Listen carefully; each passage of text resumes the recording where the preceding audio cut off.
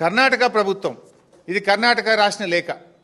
ఇదే గోదావరి బనకచెర్ల మీద కర్ణాటక రాష్ట్ర ప్రభుత్వం కేంద్రానికి రాసిన లేఖ. ఎంత స్పష్టంగా రాసిండ్రు ఇలా అంటే వాళ్ళు కర్ణాటక ప్రభుత్వం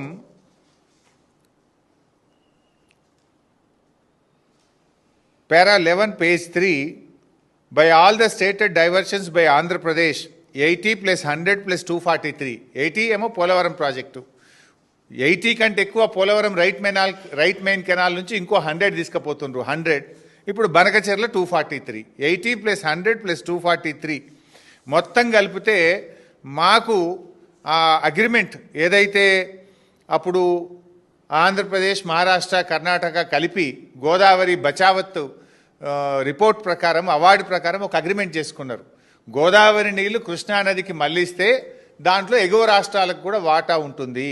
ఆ వాటా ప్రకారంగా 463 టీఎంసీలు ఇవాళ ఆంధ్రప్రదేశ్ మళ్లిస్తుంది.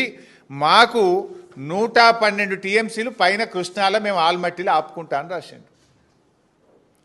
423 టీఎంసీలు ఆంధ్రప్రదేశ్ మళ్లిస్తుంది. బనకచెర్ల కావచ్చు, పోలవరం కావచ్చు, అదనంగా తీసుకునేది కావచ్చు. మొత్తం 423లో 112 టీఎంసీలు పైన ఆపుకుంటా. ఎంత స్పష్టంగా రాస్తారంటే పేజ్ 13లో the ministry of Jal Shakti is requested to intimate the date of clearance of the project in question so that Karnataka can take appropriate action for utilization of Krishna water. మీరు ఎప్పుడు అనుమతిస్తారో మాకు చెప్పండి.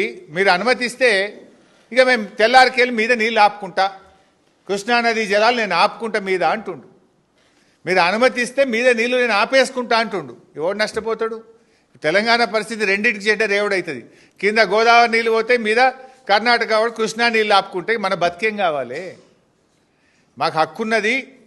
మాకు గోదావరిలో జరిగిన ఇంటర్స్టేట్ అగ్రిమెంట్ ప్రకారంగా ఆంధ్రప్రదేశ్ ఎన్ని నీళ్లు మళ్లిస్తే పైన కృష్ణాలో మా రేషియో ప్రకారం మేము ఆపుకుంటాము, 112 టీఎంసీలు ఆపుతామని చెప్పి ఇది కర్ణాటక రాసిన ఉత్తరం.